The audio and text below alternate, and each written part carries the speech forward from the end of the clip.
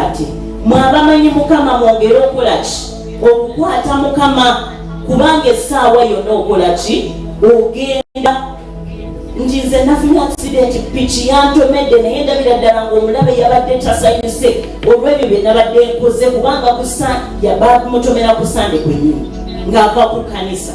Naye nagamba omulabe alayika yanyiza ebintu bye nakoze ku kanisa era n'andeetera accident eno. Kati ffe abamanyi mukama mu byongo oyo tumanyi ekyo kye kitegeeza. Nedowooza omukyala munanga asaaga ne mugamba waffe treatment nti nafunye treatment naye nga byakaatiriza kwe kumanya mukama ate okwongera omunyweza, si kumanya mukama ku bino ebyokungulu nti mukama yeebazibwe nti ye, naye okwongera okutegeera mukama mu by'obuziba kubanga bwe tuba tuvudde wano tuddawa kiki ekiddako. So omukyala nga mugamba wafunye treatment ye nafunye mpulira wakiriko era nti waka which was a Monday sawa 5 ez'okumakya. Naye ekinkutula omutima ku makya olwokubiri sawa 12 omwami wange paakinga atwala abaana gaŋŋamba Scovia yafudde. Neŋŋamba ekiki ky'oyogedde mulaba mwekanze nange bwetyo bwe nabadde ne mugamba leka naawe nze Scovia nayogedde naye jjo banange nenjya neŋŋamba Scovia ono kireka asomye Scovia mukyama bwe navudde mu kinabiro nenkwata essimu nenkuba essimu ye banange nga tuufu Scovia yafudde era wenjogerero olw'okunaba amuteeka mu ttaka 6 feet down. Naye ntandika okulowooza ku bigambo omukyala bye yabadde nemugamba mukama nzaani nti osobola okutindikira omuntu okubaako kyanguwulira. Bannange nenetowaza nemenyeka eri mukama kamugamba mukama nsaba kunsaasira ebyo byenkoze bitasaanidde maaso nti nange nkuze ntuuse ku levo ey'okuba nti njogera n'omuntu leero nga mulamu saawa 3 oluvannyuma ng'omukazi akutuse ebirooto bye biddala seewa omwana wamuleke naani ng'ekyembi n'omwaka oguwedde omwami yafa. Naye kyengezaako okuleeta amanjogera makya kuno nti bannange tuve ku byensi kubanga naye ekyanenyamiza bwe baŋŋambye nti yasujjuse n'agamba kanjoze ku ngoye nsobodde kwoza ngoye. Kino kitugamba ki nti ne bw'aba mwana wo ng'omwagala ng'ali wano mutima oba mwami oba sente oba mulimu oba mukwano gwo kyekiseera ekyo bwe kinaba kituuse byonna ojja birekawo tewali kyogendagenda ekiseera bwe kiba kituuse. Olumu tugamba nogamba nti kino tekibadde ekiseera ki weewaawo kibeerawo nti probably tekibadde ekiseera ki naye yo si ensonga enkulu eriwo nti ekiseera ekyo bwe kiba kituuse kuba nkakasa omukyalo ono bwe yagambidde nti agenda ekyo zengoye yabadde tamanyi nti ekiseera kituuse si bwe kiri kubanga singa yabadde amanyi yandibadde ndowooza ali mu kumaviivi buli dakiika asaba. Naye wenkakasiza nti Scovia aline Katonda kitange kubanga omukyalo oyo ebigambo byeyaŋŋamba era byendeeta gye tuli abakkiriza bannange nti twongere okunyweza mukama, twongere okumanya mukama bannange, twongere okwetowaza. Bayibuli etugamba nti tewali asaanidde ti mukama bw'atunula ku nsi anoonya oyo atalina kibi naye tamulaba.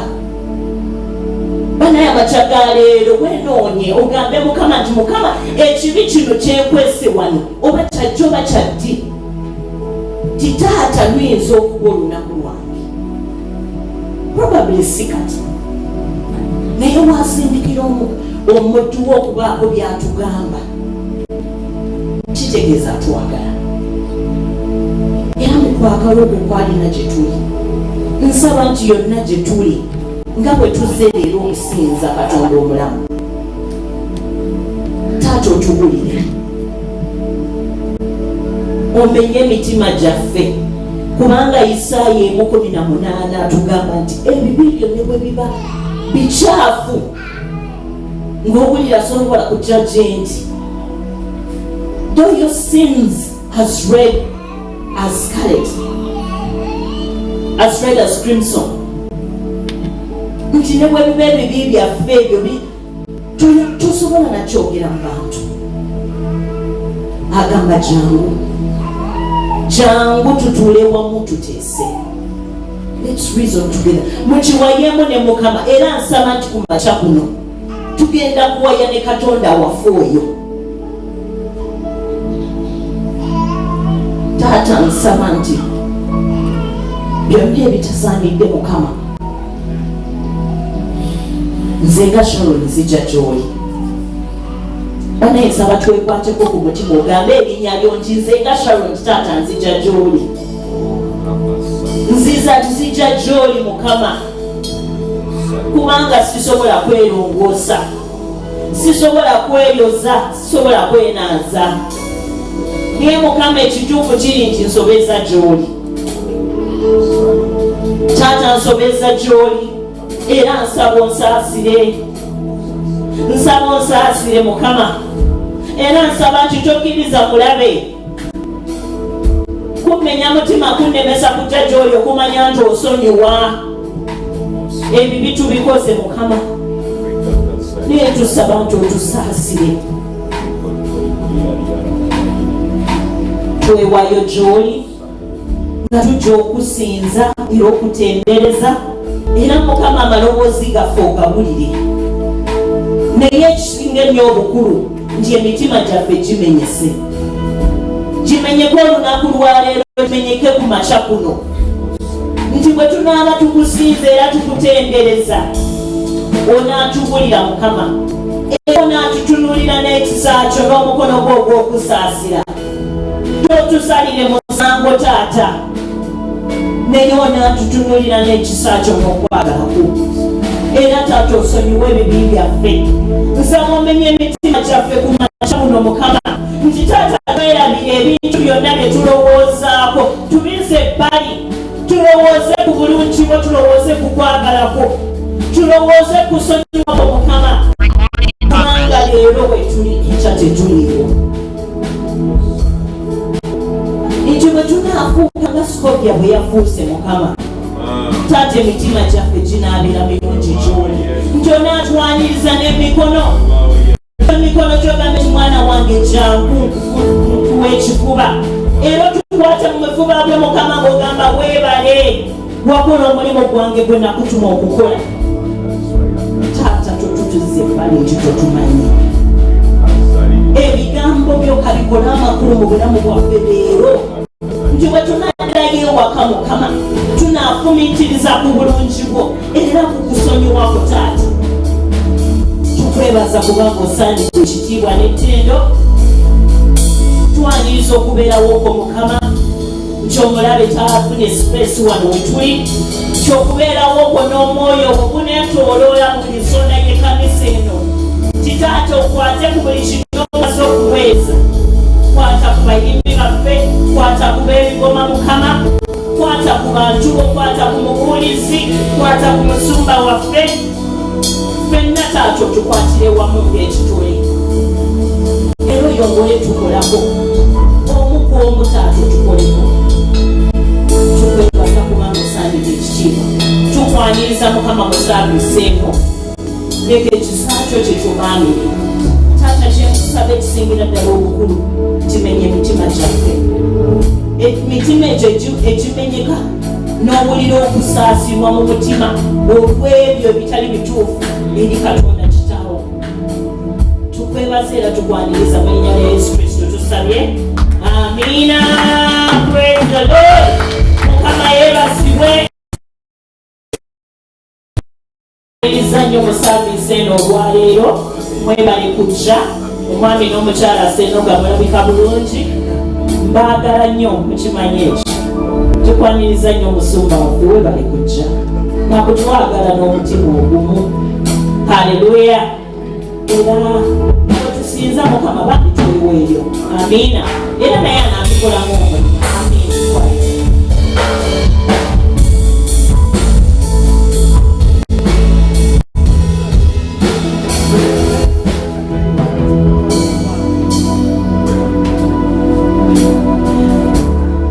mwebazibwa Luganda. Mukama atukoze bulungi. Nsaba okyukira omuliraanaawo mwami Senoga ne mukyala Senoga mwe temukyukiragana.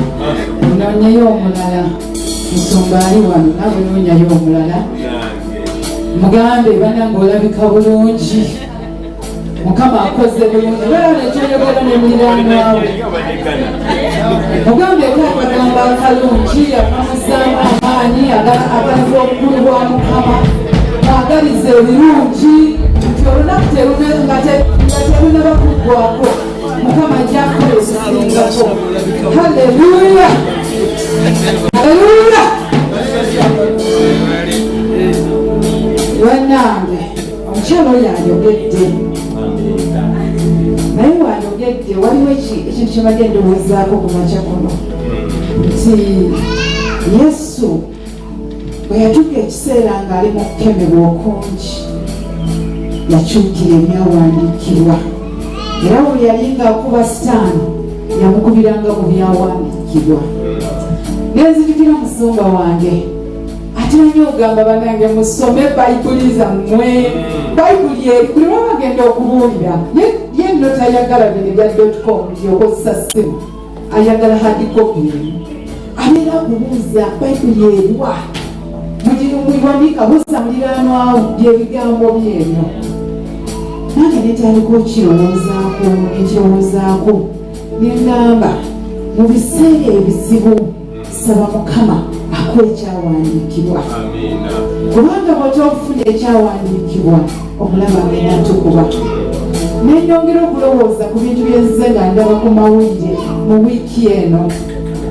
Nendaba minisita omulamba bwe twayesiga ne ssente zaffe z'eggwanga lino. N'oyimirira n'ogamba nti bannange nze nabadde awo ne ndaba bulabi amabaati nga gazze mu kompawundi yange. Simanyi gye gaavudde.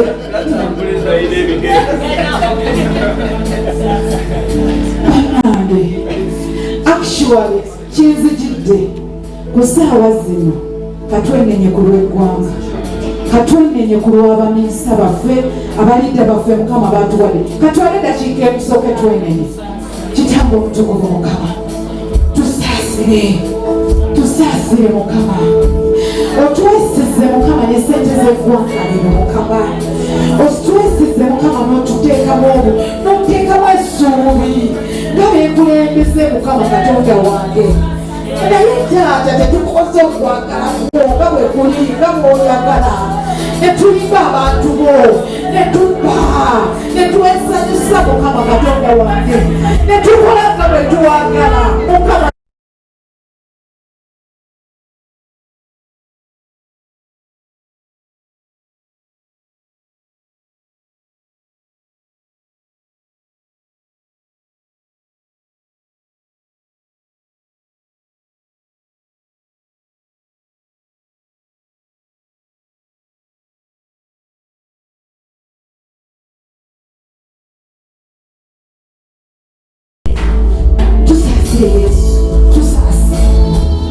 Tusaase obutuufu ngenda nenzijjula ennaku ku mutima gwange.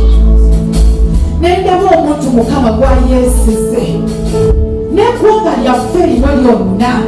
Abantu babaali emisolo mu bugubi, babaali emisolo mu kubonaabona. Abantu bakesisiye ne bakwata abantu ne bakuba ne bakola ki abanoonya ekikumi. Naye ate ekikumi bwe kigenda ate abali obulungi ne bakwata ne batwala. Bannange Mukama watatuyambe kitulekere tumanyiyo. Mukama watusaase.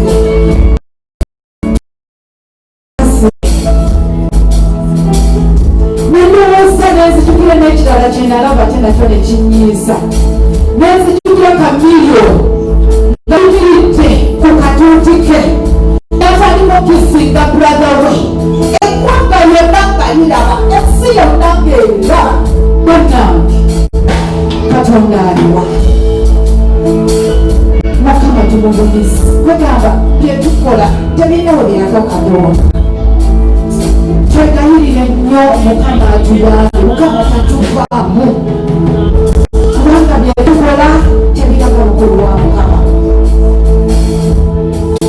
Ekyawandiikibwa mu Isaaya 46:4 nze bwe nkisoma njakisoma mu Luzungu naye era bwe nsaba nkisome mu Luganda kubanga tuli mu Luganda. Isaaya 46:4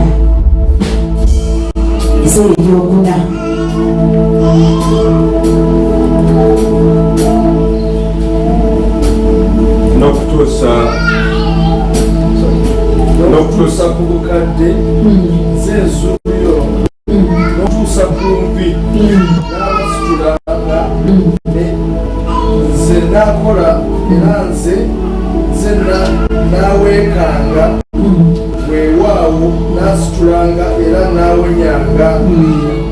Amiina. Kino kye kisuubizo kya Mukama gye tuli, naye tuli mu kirwanyisa. Tuli mu kirwanyisa tekyetaaga, naye Mukama yawaddeyo n'omukadde gwaffe tatandise leero kuba lwe wazaalibwa Mukama yatandika omulimu gwe, kubanga agambye mu Luzungu ayogera n'agamba nti I've engraved you in my own palms, nkutadde mu mikono gyange mu bibatu byange bwe nti oli mwana. Naye ffe tugezaako okuva mu kifo ekyo, naye ye asuubiza nti agenda kutambula naffe ne mu bukadde bwaffe ajja kuyimirira naffe. Mukama yeebazibwe. Ekyo kye kisuubizo Mukama kyatuwa ku makya ga leero gano. Asuubiza nti ajja kubeerera naffe, naffe tweweeyo tubeerere mu ye, tutambulire mu ye. Ensi ne bw'ebeera ng'ekola etya ffe tulemereko, tajja tuleka. Amiina. Nga tusinza ku makya ga leero tugenda maaso nga tumusaba atukwate ku mikono gyaffe, atulekulembere, atutambuze, agulire amaaso gaffe, obulamu bwaffe abuwabirire kubanga ye Mukwana asinga. Haleluya. Kale batusinze Mukama.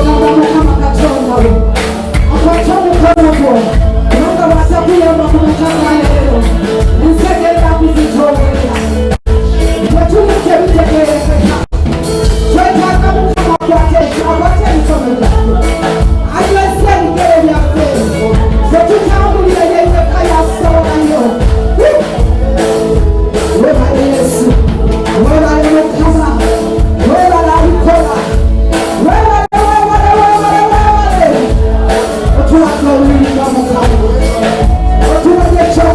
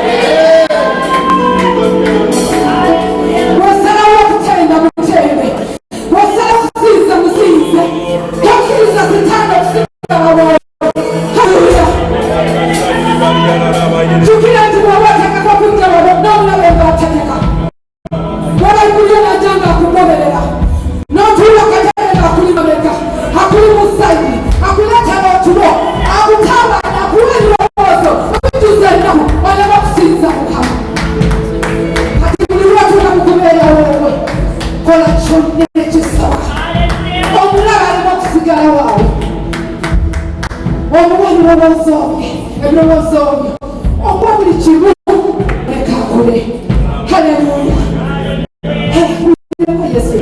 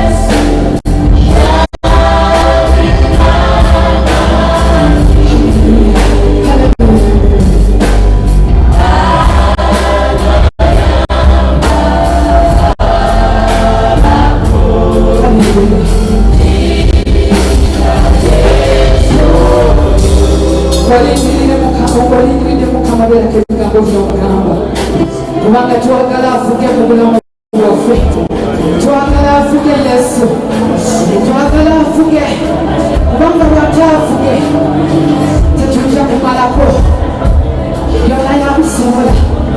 Tumuyite nga tumulindiridde afuge mu bulamu bwaffe, alage ekisa kye, alage amaanyi ge, alage obukulu bwe kubanga kyekijjukiro kyaffe, gemaanyi gaffe, eryeteeka lyaffe, ye kabaka owasayuliyoyo, ye mpologoma wayita, ye lwafuga tewali mulala. Tumukamba afuge nga tumulindiridde kitaffe.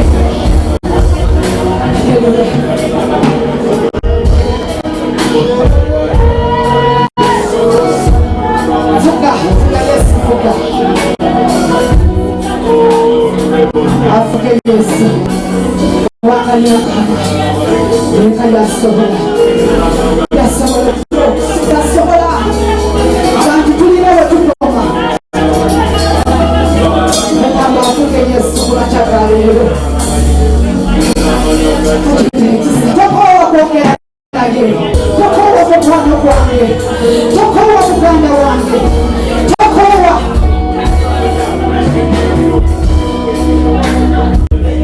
Hallelujah.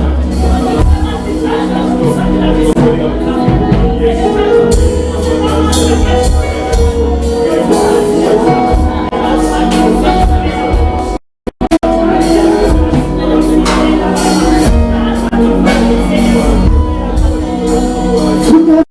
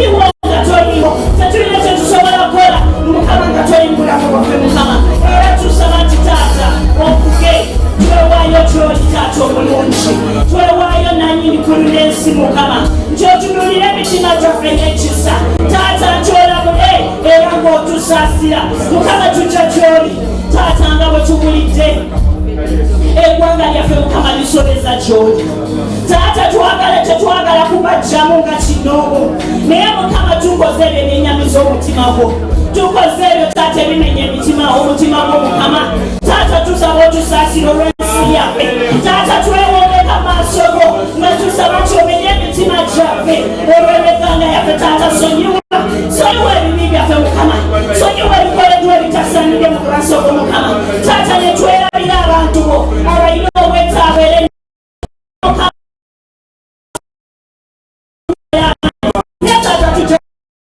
eggwanga yaffe mukama kubanga otulayirira mukama nti abo bwe baneewombeeka mu maaso gange ne basaba okusaasirwa era n'abawulira yaffe n'awonya ettaka lyabwe mukama taata twewombeeka mu maaso go mukama katujja mu maaso go nk'abaana bo nga tusaba okusonyiwa mukama nga tusaba otusaasira nga tusaba mukama okutuza obujja nti mukama bwe tutuyimirira mukama abantu bwe tufe okulaba bwe balaba birala olw'ennaku gye balina mukama ne tubeerabira mukama nsaba nti ekisa kyo tumamire amakya ga leero nti tuwulemu emitima gyaffe ogyoyingire katonda taata omulungi ow'ekisa taata gwenanyini ggulu n'ensi mukama twewaayo ku makya ga leero mukama era nsaba kinoomu yogera ne katonda omusuute mubulire ebyo byayagala okuwulira era omulage nti omutima gumenyese kubanga bayibuli egamba mu Isaya mu Psalms mwanu asobola okutusomeramu Zabuli ya 5:1 twandibadde tugisoma yonna naye olw'obudde nsaba nti asobola okusoma mu Luganda asome onsasire ayi katonda verse 17 tandikira 16 kubanga njagala tutunulire ekyo ekigambo mukama kyatugamba Zabuli ya 5:1 olunyiriri 16 n'olw'17 kubanga tusanyukira saddaaka nakukuwadde ebiweebwayo ekyokebwa tebikuwoomera saddaaka za katonda yemmeeme emenyese haleluya omutima ogumenyese haleluya guboneredde haleluya katonda tokugayenga haleluya ekigambo ebyo ebiweebwayo ebyokeddwa naye ayawula nti ekyo ekimukwatako gwe mutima ogumenyese omwoyo ogumenyese era ogumenyese omutima ogumenyese yenga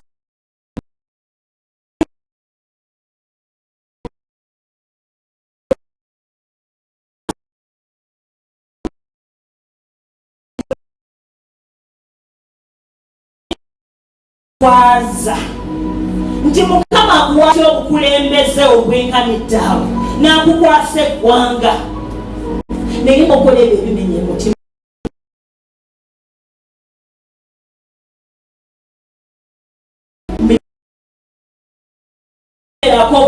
kansaba ffenna tufukamire as a sign of humility ffenna tufukamire era ng'okuwaayo kuno kwe tuwaayo okusaba kuno n'okwetowaza n'okwenenya kubeera olw'eggwanga lyaffe eri Katonda omulungi era asaasira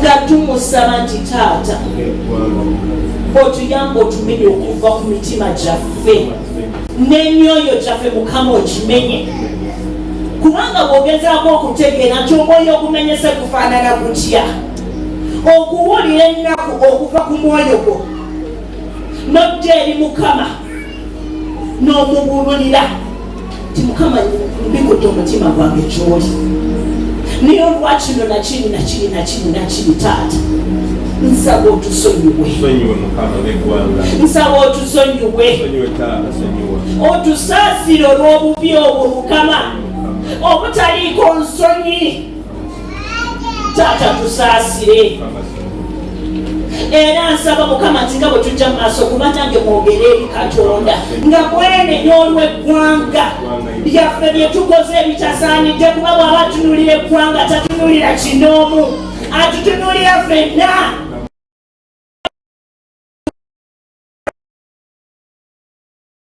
tono naye eggwanga eryasigala lyonna yalisaanyaawo ebibi byonna bye twalaba mu biseera ebyo bye tusoma mu Bayibuli kyenyamiza mu mitima gyaffe nti kaakano tubiraba awo tunagamba nti ekigambo kye si kituufu tunagamba nti Katonda taliyo tulaba ebikola tukakasa nti kituufu Bayibuli kigambo kya Mukama era agamba kyo tekiriggwawo kiribeerawo olubeerera naye oyo anaagondera ekigambo kya Mukama anaasaasibwa era anaasonyiyibwa taata tusaba otusaasire era olw'embeera eyo era n'osenga eyo ngenda kuinvitinga omusumba waffe atulidinga atuluŋŋadde kubanga omutwe gwe gusookerwako omusumba waffe atulidinge nga twegayirira Katonda otusaasira era tusonyiwanga abantu kubanga bye tukola byenyamiza. Ayi Katonda wekisa kingi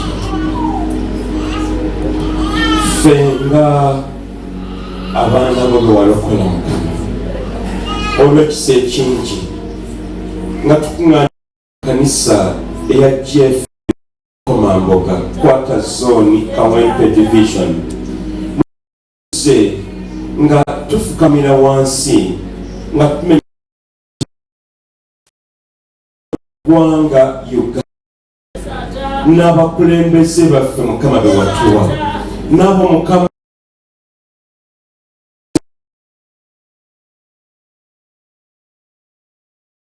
okw'obunyazi n'obubbi alufu n'omululu gw'enkanisa okubeera nga tulina omulugube ogusukka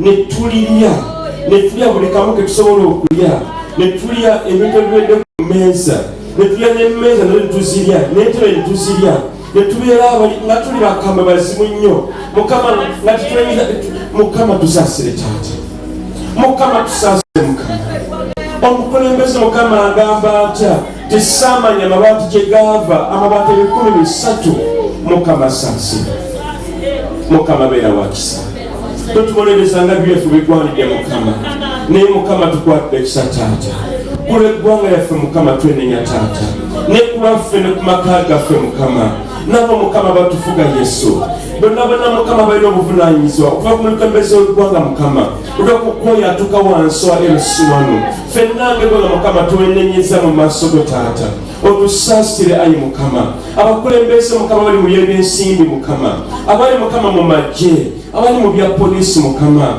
abali mu by'obukumi taata mu by'obulimi Mukama ebya bizinesi Mukama ebyobulambuzi taata ebyokubatwangala ebyokulanyisa Mukama tuyambe taata otunaaze Mukama abali mu by'obulamu Mukama abali mu by'enjigiriza Yesu Mukama naaze eggwanga otusaasire ayi Yesu otufule tulina okubeera ayi Mukama otunaaze ayi Yesu n'omusaayi gwo Yesu Mukama tutukuze Mukama ng'eggwanga tubeere Mukama kyera tubeere Yesu Mukama tulenyeza taata otusaasire Mukama otutukuze ayi kabaka abakabaka Mukama otuwe ekisaato Yesu newankubadde nga tusaanidde ku kikoowola Yesu naye Mukama tukoola taata kulw'omusaayi gwa Yesu Mukama otunaaze Mukama otusaasire Mukama otuwa obulokozi taata emitima egimenyese mu ggwanga Uganda era Mukama tunenya tatuwabira okuzibwa obujja Yesu mu ggwanga Uganda Mukama tukwebaza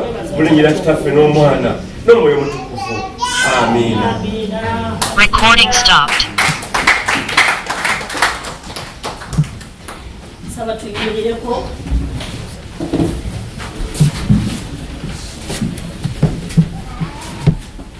Era taata tukwebaza olw'ebigambo ebyo byetuwaddeyo nga saddaako olw'eggwanga lyaffe nga tuyita musumba waffe atukulembedde. Tukwebaza kubanga oli Katonda awulira era oli Katonda addamu essaala era bw'eba essaala yakusaba kusonyiwa era taata osonyiwa. Taata twagala kukkiriza nti owulidde essaala yaffe n'okumenyeka kw'emyoyo gyaffe n'emitima gyaffe era taata ogenda kusaasira. Taata nyongera okujjukira era amawulire amabi ge twawulira nga essomero erimu lyokeddwa naye Mukama ekyennyamiza nti omwana omu yasibibwa ku kitanda era nga banne be bakoze ekikolwa ekyo naye Mukama obubi bwe buyingira mu baana baffe taata tuba tusigaliza ki obutamanya nti okutta kibi era kibi nnyo eri Katonda takyagala abaana ne bakola ekifaananidde ng'ekyo. Taata ffe ng'abazadde Mukama kitegeeza nti emirimu gyaffe gy'otuwadde tetugikoze naye era tuwongera Mukama okujja gy'oli nga twenenya taata obwekisasaasira era taata tusaba nti omwoyo gw'omwana oyo Mukama oguwummuza ekisa tekugenda na busungu nti Mukama obusungu bunadde eri abaana baffe Mukama. Taata yongera okusaasira okuva ku baana betuzaala oba mwezi gumu oba wiiki emu Mukama kubanga Bayibuli yennyini etulaga nti ekibi kyava mu mbuto zaffe z'abamaama baffe mwe twava n'ekibi. Mukama ekibi kitulondoola naye tusaba nti omwoyo wo n'omusaayi gwa mwana wo Yesu taata gunaatumaamira nti ate okuva na leero Mukama kitunaalaba okukyusibwakyusibwa mu mitima gyaffe kutandika naffe naye era ne mu bantu bo bakulembeze baffe taata mu maka gaffe mu bw'eŋŋanda zaffe Yesu taata omukono gwo ogw'ekisa taata gunaakutukwatako era gukyuse embeera mu nsi yaffe taata tukwebaza taata era twongera okusinza n'okutendereza n'okugulumiza okusukka buli omu Mukama musimu ekitiibwa kikuddire taata omulungi mu linnya lya Yesu Kristo tusabye amiina.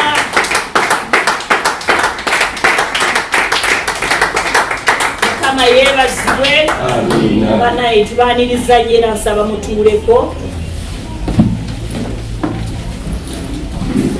sitaani era takuwa naye tamalaako asazeewo okutwala amasannyalaze kubanga wulidde eddoboozi nga kambwe taata Yesu tumukubire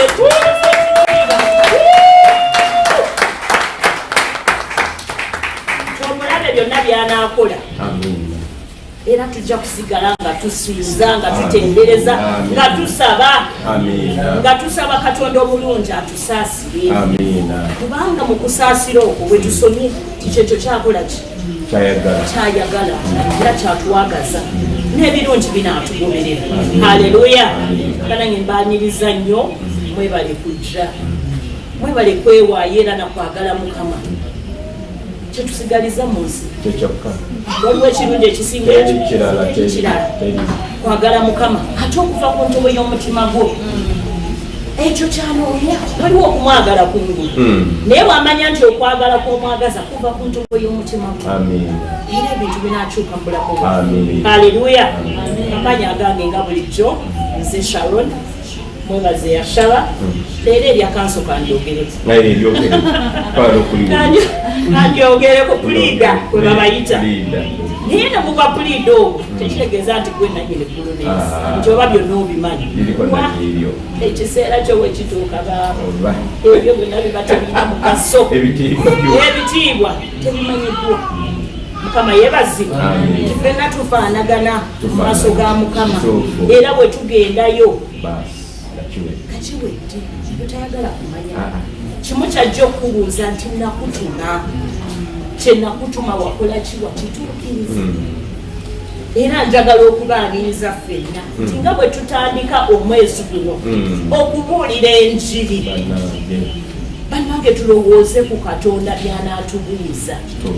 Ebiseera ebisinga ffe abamu tusembeza emirimu gyaffe kituufu mirimu gitubanja naye tugezeeko okuwaayo ne bwe luba olunaku oba ssaawa okusobola okubaako gwogamba ekigambo kya Mukama ekirungi. Ntambula mu Kampala okwo ku makya bannange enkuba ne bweba etonnya waliwo abantu ababuulira enjiri ku nguudo misana na kiro oba enkuba etonnya oba omusana gwaka gutya si kwe kubadde gwakanga ki ng'esigi naye bannange ng'abantu babulya ekigambo kya Mukama. Kati ffe tuli ku ki era nsaba nti nga bwe tutandika omwezi guno ndooza wiikendi enkya bannange tujje tubuulire ekigambo kya Mukama. Wakiri omugamba nti nayogerako negundi negundi. Amiina. Bannange twegatte tukole obulungi bwa Mukama. Okubuulira enjiri kye kisookera ddala abantu bwe bategeera Mukama n'ebirala binaakyuka. Amiina. Era mbaaniriza nnyo mwebale kujja simanyi olwa tulinawo omuntu omupya yenna mu saavisi yaffe eno nga gwe gusooka okusabira mu GFM. Banaye twongere okwaniriza abantu naye nga bwe tugenda okubuulira tukkiriza nti bajja kuti. Amiina. Naye twebaza Mukama kuba nti watukoze bulungi. Ebibaddewo bibaddewo tetujja kubeera ku malaalo paka. Tuveeyo twongere okusinza n'okutendereza Mukama. Era njagala okwaniriza abalinayo obujulizi ng'olina by'oyagala otugamba otuzzaamu amaanyi ojja owa obujulizi eri Mukama era ne sitaani anaaswazibwa. Amiina. Mukama waffe yeebazibwa Luganda. Amiina. Neebaza Mukama nti owakugwede nalina bakandideti basatu senior 6 mutabani wange obaaliwa mwebaza jangu omulenzi wange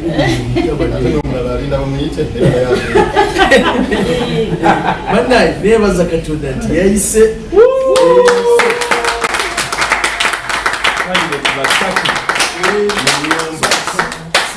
abazadde mukitegeera mukakandideti basatu ekigambo kyakasente n'okulooza binaaba bitya weewaawo yalabikanga kyayagala kyabuze naye nze ng'omuzadde yebaza Mukama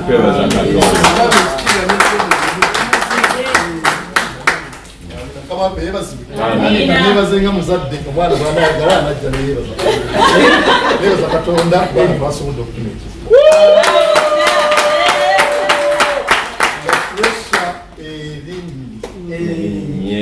nga bwemumanyi abazadde esimu eno n'ovuga n'ogenda n'okola naye Mukama tumwebaza enkya kutandika ate muleseeyo addiyo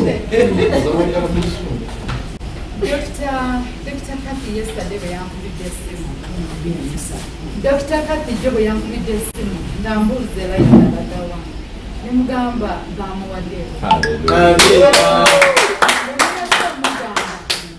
kino nkubiriza buli omu ne mujjukiza of recent bwe nali ku mulimu omuntu omu n'angamba Saara okoze otya omwana okufuna ekifo ebuddo okoze otya ekifo kya buddo kya millions 5 nze naguze ewekyawa millions 3 era omwana kyenamugulidde naye kakati ekyebuddo kya millions 5 nze kyannenye nga wakoze otya budde kyakati kyeyaŋŋambye n'agamba kubanga ezizo ozikwata mwezi wakati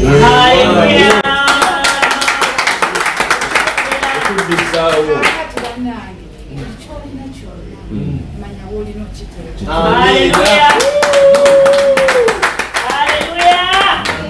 Bannaye Mukama tumwebaza olw'obujulizi obwo. Omanye ebintu bino si byangu. Ng'omuzadde olumu omwana amenyeka n'anyiiga n'akaaba n'ayagala okubambula amabaati nti ye teyakoze bulungi yagudde. Naye banange ng'omuzadde gw'oba oyina essanyu kubanga kyoba oyitamu bannange abantu bagula ebifo ebyo eggwanga lyaffe lye tulimu ate abaana ne bamanya nti omuzadde yaguze kati yeyo ensigo gy'osiga nti buli kyoliyagala ekirungi olina kigula. Naye abantu kye tulina okumanya nti omwana yenna gy'anaasomera Katonda ekyo kye yamwagaliza kirituukirira. Amina. Njagala okuwa obujulizi nze nasomera mu Kalinabiri Primary School. Mugimanyi? Abagimanyi Kalinabiri ki? Primary School. Neveeyo nengenda mu ssomero baali bayita Taiba ebiseera ebyo naye Taiba w'ebiseera ebyo si ye Taiba wa kakati. Ffe twali tusasula emitwalo 28 school fees.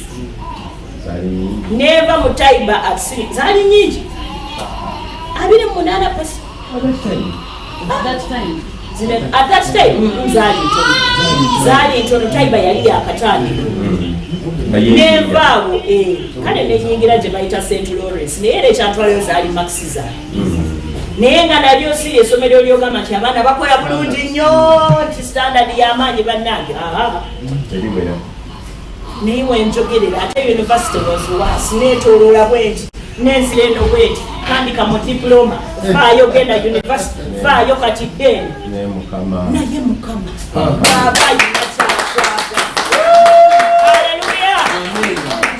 wendi nkolera mu kitongole kirina ekizimbe ekisingayo wakati mu Kampala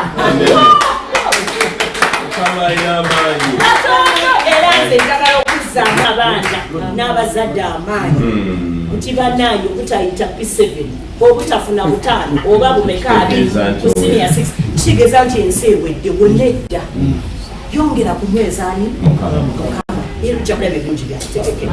Amiina. Naye njagala okwebaza buli omunsi okusaba era nga bwe tugenda mu kigambo kya Mukama tutegeke emitima gyaffe tuwulire era ekigambo kitwegumi emitima gyaffe nga fatayo ettaka eggimu. Amiina. Tutunywe tulye tugenda okuva wano otambula okukusa owulira ekigambo Yesu Mukama kagende ebbeewo ekyenjawulo kye. Amiina. Era jakwaniriza omusumba waffe leeko kyatugamba era ayaniriza omubuulizi w'enjiri twebaze tulida waffe tulida w'ekkanisa tetulina mulala yeeyo yekka tulida waffe tetulina nga Yesu Kristo yamukulembedde. Mukama ffe yeebazibwe. Osaba tuyongereko mu maaso kubanga amasazi gagenze tulina jenereeta yaffe era tunojjandiza olumbe yaggwamu. Twengere mu maaso Luganda kisoboka kujja bulungi. Twengere mu maaso jenereeta yaffe yaggwamu naye Mukama ye asobola. Mukama yeebazibwe. Simanyi obasa Pamela waali Pamela waali nyabo Pamela Pamela waali bannanga abaana mwina ekibiina kyammwe kiri mabega wali jakwasaba mutusembula empalampala musomesa mwe yabalinze dda. Mukama yeebazibwe. Kale mwongere mu maaso abali mabega mubere kino tusobola okulya obulungi mutusaasire naye tujja kuloka mpolampola tujja kujja generator. Amiina. Mukama jatubeera. Kale kakano twagala okugenda mu kigambo kya Katonda. Omwezi ogwa Maachi ng'ekkanisa gw'omwezi gwa kubuulira njiri. Tugenda tuno okubuulira enjiri ke kabonero akalaga ekkanisa engombo eri Katonda. Ennaku zimu nnaku za luvannyuma Yesu anaatera okudda. Bino bina bikulaba bannange ennaku zino byonna bina biraga nti Yesu indiketa kweziri agenda kutuuka essaawa yonna era nyweza obulokozi bannange. Era enkya tutandika okubuulira enjiri tutwala okubuulira enjiri kyekyo Yesu Kristo ali mu kkuba natera okutandika okudda. Kakati olwaleero sigenda nze kubuulira ngenda kweta omu ku mukadde w'ekkanisa atwala ku nsonga ez'enjiri ate ono omukyala mubuulizi w'enjiri kasiggu abuulira enjiri n'ebitooke ne bigwa. Tugatenga n'owamu ffenna abaana tumwanirize ajjabulire ebyomuliro.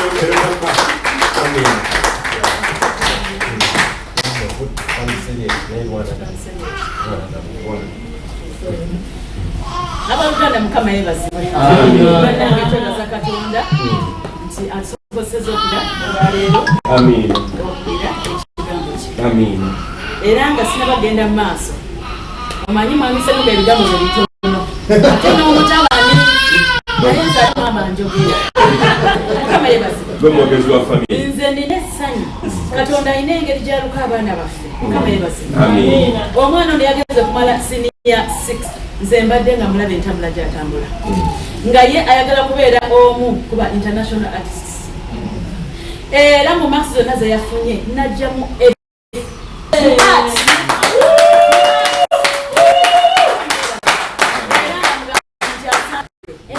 tewaliwo university egenda okugaana olina emohat mukama yebaze kati bwetebaze mukama tunebaze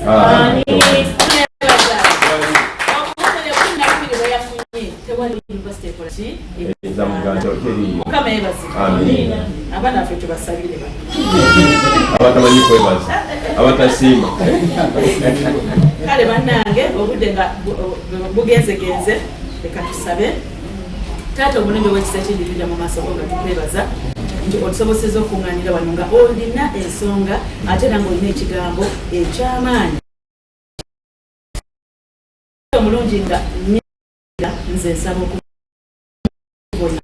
okubonaera enjiri eno nga bwe wagiruse kama era enjiri eno egwe ku mitima gyaffe fera nga bwe tuzze tuve wano nga mu butuufu nga tuyingire mu wankaaki mukama ffe taata mukama yebasibwe era musumba nga bw'atugambye twatandika omwaka guno nga omulamwa gwe tuliko wankaaki mukama yebasibwe era twebaza katonda nti yatubikkulira ebigambo bino naddala omusumba waffe mukama yebasibwe era twagala okwebaza katonda nti series zonna oba buli sande omusumba azze n'abalala nga batubuulira kuzi wankaaki zino katonda ffe tukubidde mugale z'amaanyi kubanga nkimanyi nti ogale enkyamu ate era tetusigadde kyekimu mukama yebazibwe kaakati olunaku lw'olwaleero omutwe gwaffe nti leka tuyingize abantu mu wankaaki ez'obulokozi mukama yebazibwe leka tuyingize abantu mu wankaaki ez'obulokozi mukama yebazibwe ekyawandiikibwa kye tutambulirako guno omwaka gwonna Zaburi 24 olulimi lw'omusanvu nti muyimusemu emitwe gyammwe kabaka w'abakabaka akola atya ayingire mukama yebazibwe Yokaana 10 olulimi olw'omunda dikoni waffe alitusomere ye kennyini Yesu Kristo nga tugamba nti mwezi wankaaki muyimuse emitwe kabaka ayingirewo ate era y'omu ye Yesu Kristo nga lwe luggi ye wankaaki mwe tukola ki mwe tuyingira okufuna obulokozi amiina Yokaana 10:9 nze mulyango omuntu bw'ayingira mu nze aliokoka aliyingira alifuluma aliraba ekkuŋŋiro mukama yebaze Yesu abagambye ku nkya y'olwaleero nti yeki mulyango oba ye wankaaki bwe tuyingirira mu ye ne tuyitira mu ye tulifuna ki mukama yebazibwe era ebiseera ebyo Yesu ng'ali ku nsi ayinamu abaami waliwo abaami nga basatu bokka bwe najjeeyo okulaba nti nga tulina ebintu bingi bye twabayigirako mukama yebazibwe yasinkananga ebibiina ate era nasinkananga kinoomu mukama yebazibwe Yokaana essula ey'okusatu okuva ku lunyiriri olusooka paka ku lwokutaano ezo muziwandiike olwa tayimu tetugenda kuzisoma naye ebyawandiikibwa bino bitulaga abantu babiri Yesu Kristo ne Nikodemo mukama yebazibwe Nikodemo omusajja ono yali munaddiini omusajja ono nga muyigiri ng'ayigiriza Isirayiri omusajja ono nga yakulira n'Abayudaaya mukama yebazibwe naye yagenda okutegera nti waliwo ekyali kimubulako bayibuli etugamba nti ekiro n'asooba mpola mpola nga tayagala muntu yenna kumulaba ng'amanyi nti mulimu ekyama mu Yesu Kristo kubanga nga bali mu mpozi babiri Nikodemu yagamba nti mukama Yesu ebyamagere byo mbikiririzaamu nkimanyi nti wava mu ggulu nkimanyi nti ne Katonda ali naawe mu mpozi yaabwe Yesu n'amugamba nti bw'obanga tozaalibwa mulundi gwakubiri osobola kulaba kabaka bwa Katonda mukama yebazibwe naye omuntu Nikodemu teyabitegeera Yesu n'alaba ddala ng'omuntu we tabitegedde n'amugamba nti okuggyako ng'ozaalibwa n'amazzi mukama yebazibwe n'omwoyo bw'onaasobola okuyimuka mu Katonda. Ekiro ekyo njagala okubategeeza nti ng'amaze okumunnyonnyola bulungi ebintu ebyo, Nikodemo teyasigala kiki. Ng'akoze atya? Alokose ng'ayingidde mu wankaaki. Mukama yeebazibwe. Mukama yeebazibwe. Amiina. Era nsonga ki oba kiki kyetuyigako n'omwami? Omwami eno tulabe nga yali ki? Naddiini. N'okusaba oba oliawo ng'asaba, n'okusiba oba oliawo ng'asiiba, naye waliwo ekyali kimubulako. Mukama yeebazibwe. Waliwo ekyali kikola ki? Era olw'okuba nti yali wa ddiini, mwattu ebiseera ebisinga tulowooza nti tuli balokole oba tuli bannaddiini oba tuli basumba, tuli babulizi ba njiri, naye nga waliwo ekikyabula ku bulamu bwaffe. Ekyo ne kitegeeza nti nno waliwo ekkubo lye tutambuliramu eddene, eggazi,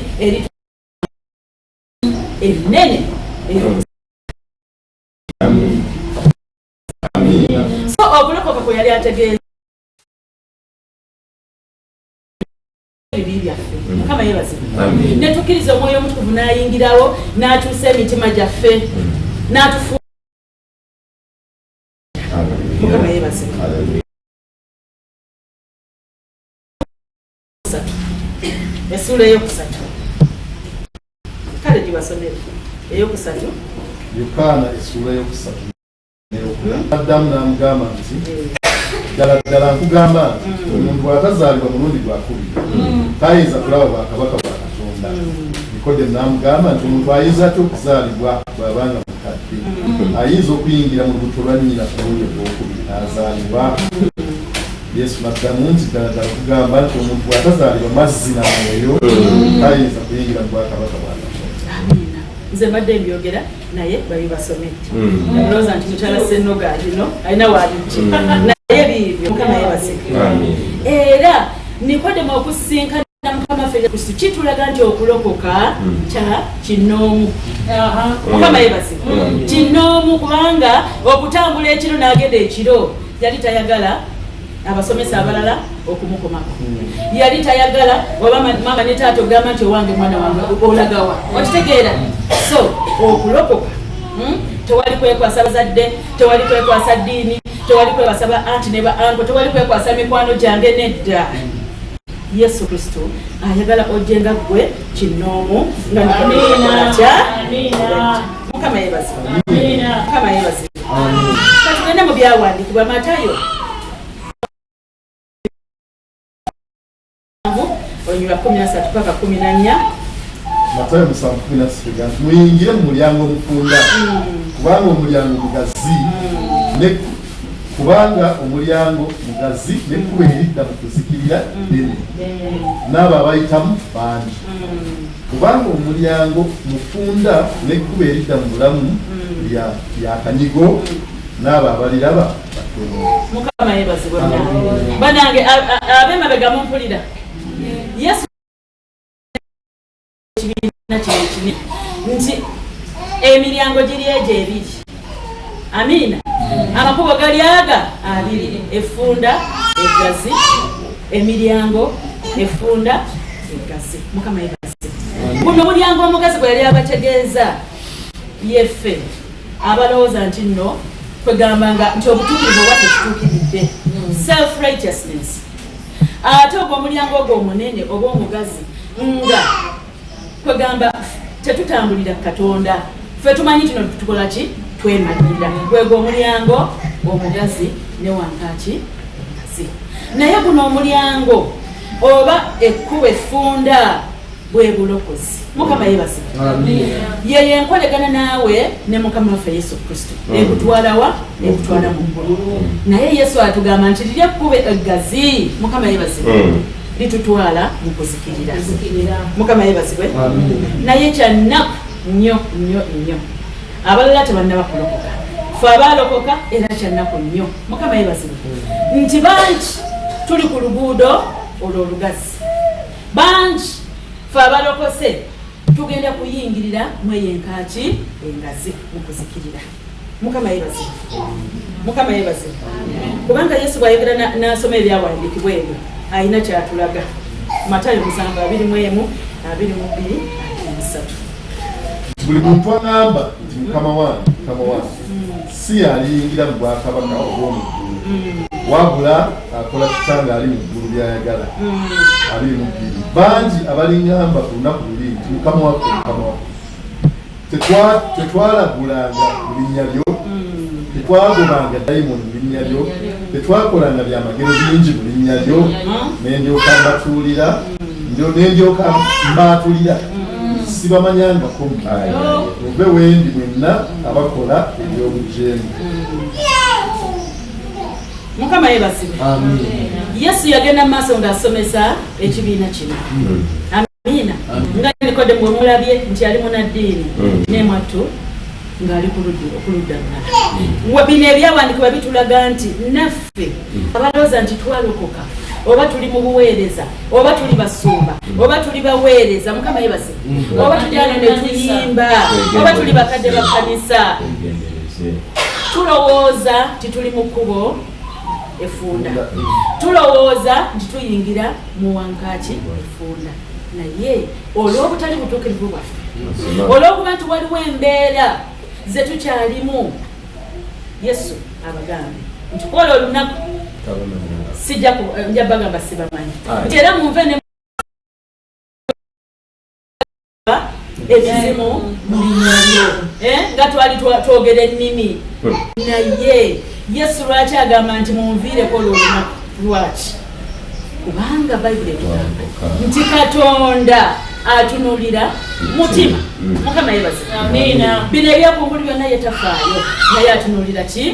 Mutima. Ekitegeeza nti gino emitima gyaffe abooluganda, Mukama yebazibwe, gwe mulyango omulala, gwe mulyango omulala ate era gwe mukulu mu kulokoka.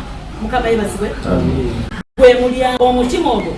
Yesu waliwo yagamba nti nyimirire enkonkona ku luggi naye aba akonkona ku nzigi z'emitima gyaffe. Mukama yebazibwe. Era kino ekyawandiikibwa ndiko nkyagenda okutusomera 3:16 Yokaana 3:16. Kubanga Katonda bwe yayagala ensi bw'ati n'okuwaayo n'awaayo omwana we eyazaalibwa n'ekka, buli muntu yenna amukkiriza aleme okubula naye abeere n'obulamu obutaggwaawo. Mukama yebazibwe. Ebyawandiikibwa mubuulidde nti buli muntu yenna akola ki? Amukkiriza. Tukkiriza Yesu mu mitima gyaffe. Mukama yebazibwe. So emitima gyaffe kikulu, emitima gyaffe luggi oba wankaaki. Amina. Etuyingiza mu bulokozi. Mukama yebazibwe. Amina. Era Bayibuli kyeva egamba mu Matayo 5:8 nti abo abalina omutima ogutuukiridde be balira bakatonda. Wankaaki eyo omutima mugiwulidde era kirina gikolako. Abalina omutima ogutuukiridde gwe gugenda tusobosa okukola ki? Okulaba Katonda. Gwe gugenda tusobosa okukola ki? Okuyingira mu ggulu. Mukama yebazibwe. Mukama yebazibwe. Amina. Era Mukama kyava ayogera mu ngero nnya olunyi lwa 3. Olunyirira olubasome nti onyiikiranga nnyo nnyini okukuumanga omutima gwo kubanga omwe muva ensolo z'obulamu. Mukama yebazibwe. Tutegedde nti omutima Yesu atugamba tugiggule mwayingirira. Tutegedde nti omutima ogwo gwe tukozesa ne tukkiriza, ne tuwuliza ekigambo kye ne tukkiriza okulokoka. Mukama yebazibwe. Era agambe tukuume ki? Emitima gyaffe. Ensolo z'obulamu zeziri Katonda zayogerako nti bwe mulinzikiriza temujja kukola ki? Kuzikirira. Bwe bulamu obutaggwaawo. Mukama yebazibwe. Mukama yebazibwe. Kakati olunyiriro olwo lwayogerako nti nkonkona bwe munaawulira olwaleero njagala babulira nti n'amatu gano. Mukama yebazibwe. Amatu gano makulu nnyo era nalo luggi. Luggi kikulu nnyo bwe tubanga tugenda kulokoka, bwe tubanga tusoma ebyawandiikibwa, kikulu nnyo gano amatu luggi. Amatu gano kubanga agambye nti bw'onaawulira eddoboozi lyange ekitegeeza gano amatu luggi. Mukama yebazibwe. Amatu gaffe gabeere maggule eri enjiri ya Katonda. Amatu gaffe gabeere magule eri ekigambo kya Katonda. Abatanda bakulokoka amatu gakuke. Ffe abaalokoka amatu gakole ki? Bwe tusoma ebyawandiikibwa bino tukole ki? Banange tubiwulire tubiteeke mu ki? Mukola. Tuleme kubeera nga Yesu Kristo bwe yayogera nti olinga omusajja yeetunula mu ndabirwamu naye bw'avaamu nga takyakola ki? Neyeerabira. Mukama yeebazibwe. Mukama yeebazibwe. Era nga waliwo ekibuuzo nti emitima gyaffe nga bwe tutegedde gitutute ku luguudo ki, ku mulyango ki, wankaaki efaanana etya. Mukama yeebazibwe. Ffenna nga bwe tulikola ki?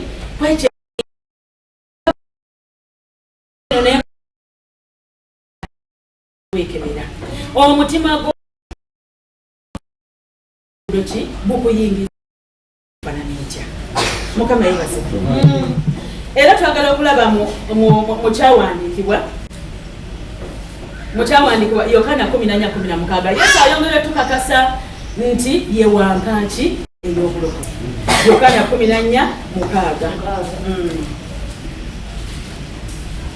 Yokaana 14 okutano olw'omukaaga Tomasi n'amugamba nti Mukama tumanyi gy'ogenda ekkubo tulimanyi tutya.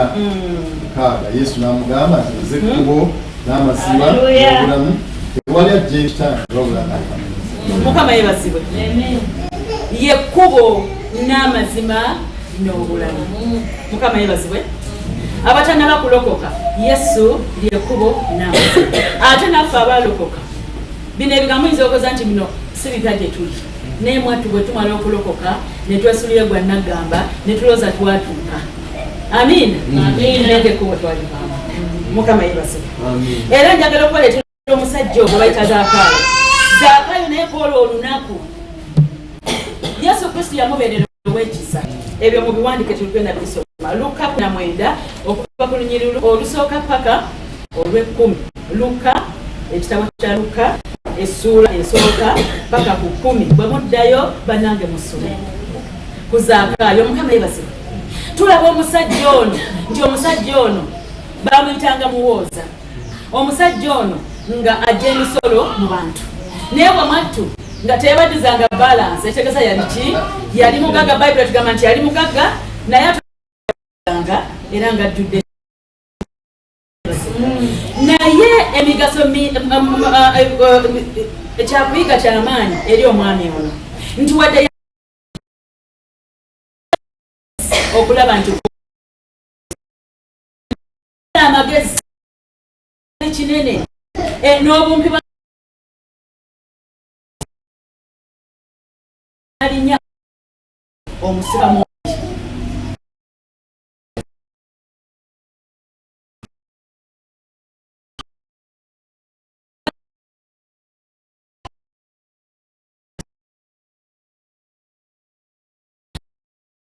Muti we yatuuka Yesu amaaso n'agakola ki? N'agatunuza waggulu. N'amugamba nti Zaakayo kola otya? Ka wansi.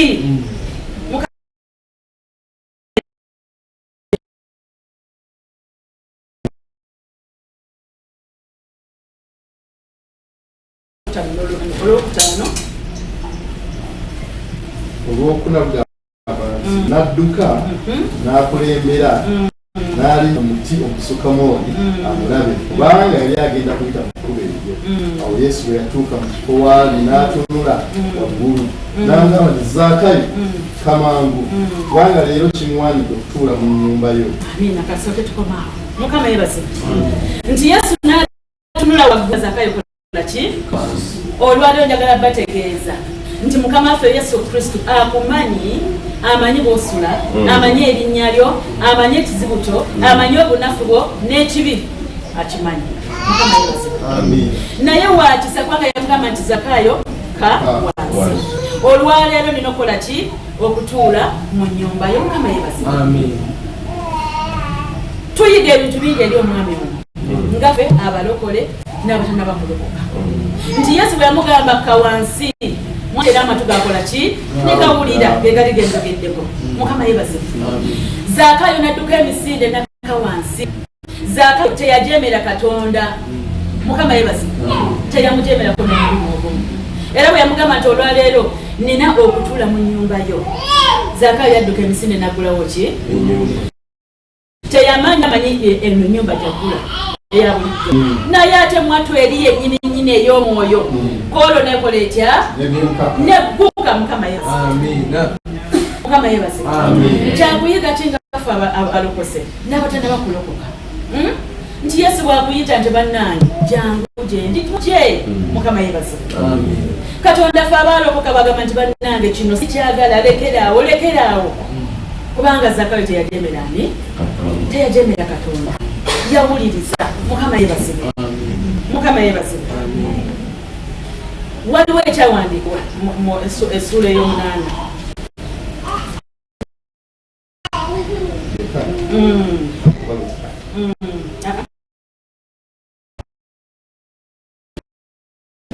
Olunyiri lwa munaana sorry.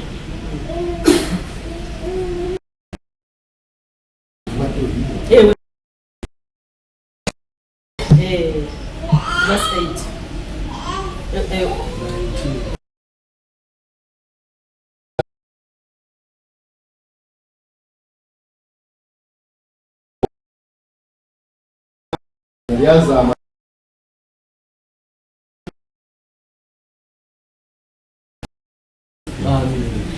Mukama yebazibwe. Koolo lwennyini Yesu ng'akyadde Zaakayo yenenyeza ddala. Mukama yebazibwe. Era bwe tuba tujja nga tulokoka twenenyeza ddala. Ababadde abalokole nga waliwo ebintu ebitusubwa bye tulwanagana nabyo ekibi tukyenenyeze ddala. Mukama yebazibwe. Tukole tutya? Ate Zaakayo n'asalawo. Mumulaba Zaakayo n'akola atya? N'asalawo n'agamba nti olwaleero mbaddiza bye nabatwalangako. Amiina. Abaavu mbawadde nabo bonna be nanyaga nkoze ntya? Zaakayo n'akola atya? N'asalawo. Naffe bwe tuwula enjiri eno nga tuyita ab'okulokoka musalangawo. Mukama yebaze. Mukolanga ki? Musalangawo. Ebyawandiikibwa waliwo Zaakayo bwagamba nti kati teyayonoona budde n'omulundi n'ogumu okwenenya. Mukama yebaze. Zaakayo teyakola ki? Teyayonoona budde, teyayonoona sekendi okutuuka okwenenya yamenyeka. Mukama yebaze. Naffe tulema okwonoona abooluganda nga tubuulira enjiri eno. Temwonoona budde mujje eri Yesu. Mukama yebaze. Iffe abalokosa abalokokedda tuleme okwonoona obudde balengawo. Mukama yebazibwe. Naye waliwo ebitulemerako nga tugamba owange kino ekintu kiraga kinaagenda mpola mpola. Ngezezaako kirwanyisa kigaanye. Bagamba ne tukiwa obudde ekibi ne tukiwa obudde. Mukama yebazibwe nti Katonda ajja kunnyamba mpola mpola. Kinnemeddeko. Mukama yebazibwe. Tusalewo abooluganda. Tukiwangule tusalewo olanga waddewo ekibi ekibadde mu bulamu bwo olwaleero nga Zaakayo bwe yasalawo kubanga yagamba nti kati ate wano. Mukama nga tuzze mu maaso ge nga tumegana nabyo ebibi. Waliwo era ensonga tekyakola sikaba Katonda. Mukama yeba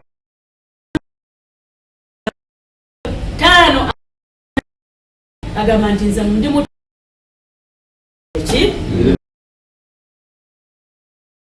tusalewo ekibi tuleme kukiwa bbanga.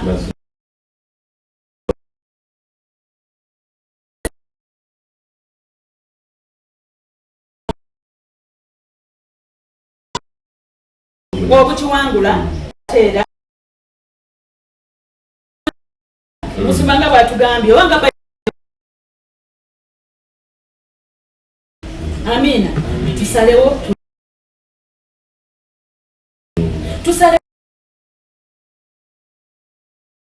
wadde twalokoka naye nga waliwo ensonga